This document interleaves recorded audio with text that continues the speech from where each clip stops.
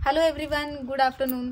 आज भारी वाटतंय खरं सांगू तर, कारण की आज पुन्हा एकदा मी आली आहे माझ्या म्हणजे मी ऑलरेडी आमच्या म्हणजे मी जिथे शाळा केलेली आहे स्कूलपर्यंतच्या शाळेचा ब्लॉग ऑलरेडी मी टाकलेलाच आहे।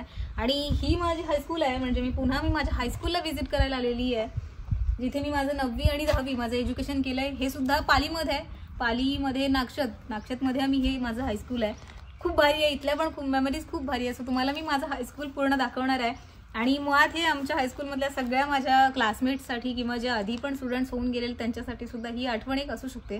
सो तुम्हाला मी स्कूल दाखवणार आहे, I mean to say high school. So या आपण बघूयात। एनजाई हायस्कूल नागशत कोशिंबळे, तालुका कुठे आहे? तालुका सुधागड, जिल्हा रायगड। इथे आमचं हायस्कूल झालेलं आहे आणि इथल्यानंतर मग 11वी 12वी माझी पालीमध्ये झालेली आहे, जी बी वडेर कॉलेजला। सो मी तुम्हाला आता हायस्कूल दाखवते, सो या लवकर।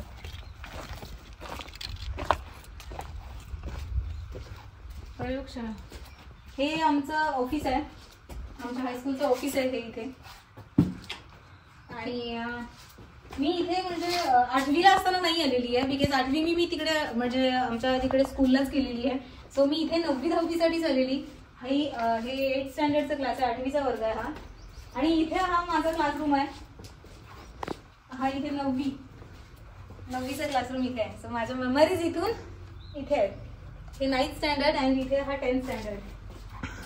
खूप भारी आठवणी आहेत, खूप आठवत आहे सगळं काही, वाटतच नाही एवढी वर्ष होऊन गेलेली आहेत आणि आता शाळेमधून पण सगळे आउट झालेलो आहोत। आणि होपफुली तुम्हा सगळ्यांना हा ब्लॉग सुद्धा खूप आवडेल, कारण की सगळ्यांच्या आठवणी इथे कॅप्चर झालेल्या असणार आहेत आणि तो ब्लॉग मी आज प्रेझेंट करते सगळ्यांसोबत। सो ब्लॉग शेवटपर्यंत बघायचा आहे तुम्हाला, ठीक आहे?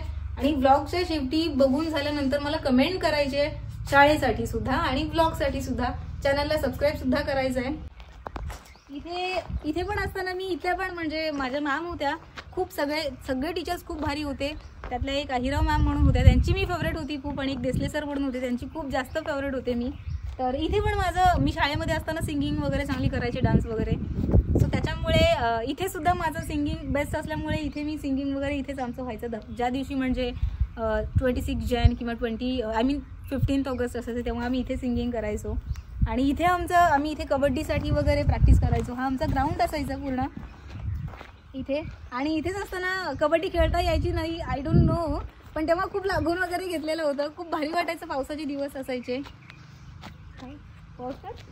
आणि शाळेच्या बाहेर तुम्ही हायस्कूलच्या बाहेरचं क्लायमेट बघू शकता, डोंगर पण इकडेच आहेत। इथे श्री भैरवनाथांचं मंदिर सुद्धा आहे, खूप भारी वाटतंय।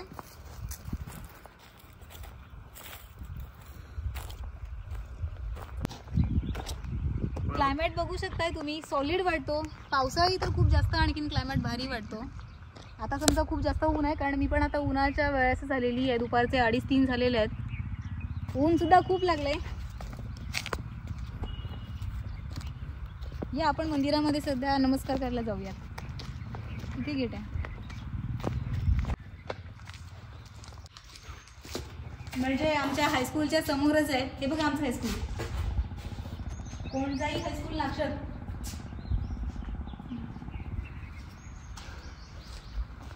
किती शांतता आहे ना, भारी वाटतं।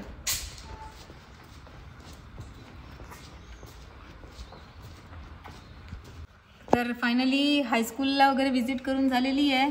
मिस करते मी माझ्या टीचर्सला, खूप फेवरेट असे टीचर्स होते माझे।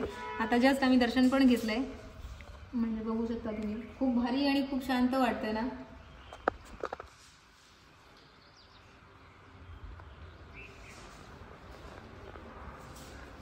सो तुम्ही ब्लॉग शेवटपर्यंत बघायचा आहे, आठवणीने चॅनलला सबस्क्राईब करायचं आहे, आणि भेटू आपण पुढच्या ब्लॉग्समध्ये।